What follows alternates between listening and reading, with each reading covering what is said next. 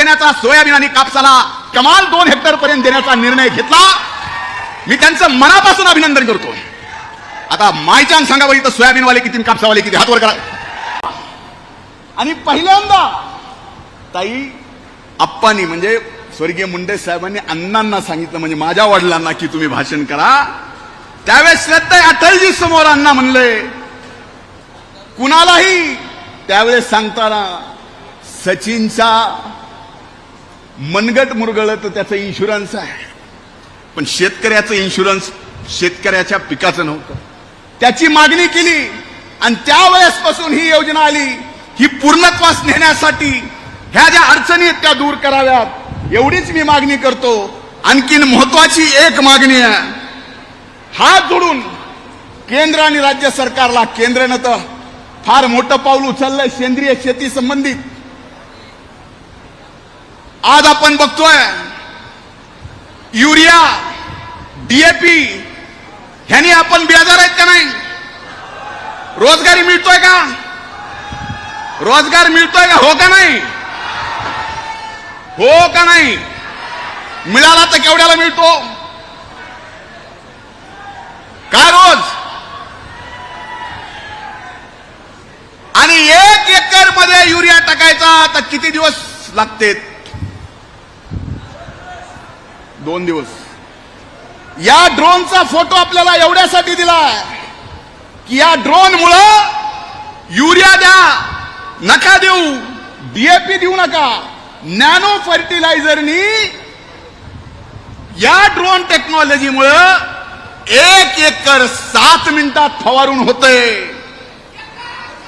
30 एकरात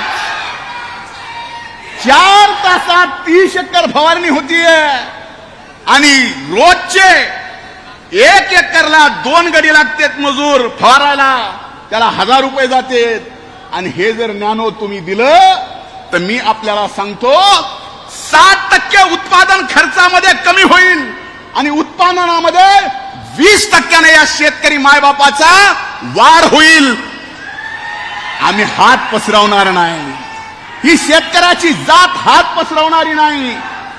निसर्गाचं संकट आम्ही सहन करतो, निसर्गाच्या संकटामध्ये जसं संकट येईल तसं सहन करतो. पण निसर्गाच्या बाहेर जे संकट आमच्या शेतीमाल ज्यावेळेस बाजारात येतो त्यावेळेस जे निर्माण होतं ते मात्र आपण सहन करू शकत नाही, त्याचा राग असतो. म्हणून हात जोडून विनंती आहे की ड्रोन 1000 केंद्र सरकार राज्याला देणार आहे. ड्रोनच यायचे, फवारायचं काय हा प्रश्न पडायचा. म्हणून त्याच्यासोबत आपण nano urea, nano DAP, nano MOP हे सगळं जर दिलं तर नक्कीच माझ्या या महाराष्ट्रातल्या नाही देशातल्या शेतकऱ्याच्या उत्पादनामध्ये 60% कमी होईल, 10% 20% उत्पादन वाढेल. कमी जास्तीला पाशासाहेब आहेत, काहीच नाही उगवलं तर बांबू लावायचा.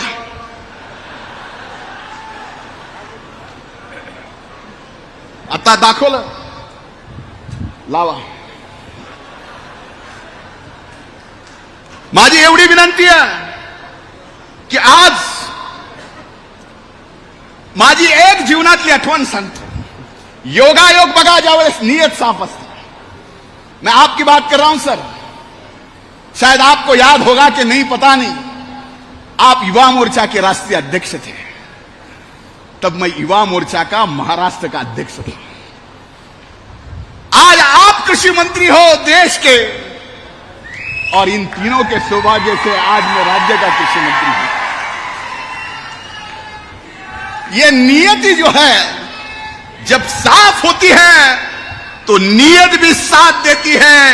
ये आज तक का समय है, आज तक. लावला काय बांबू?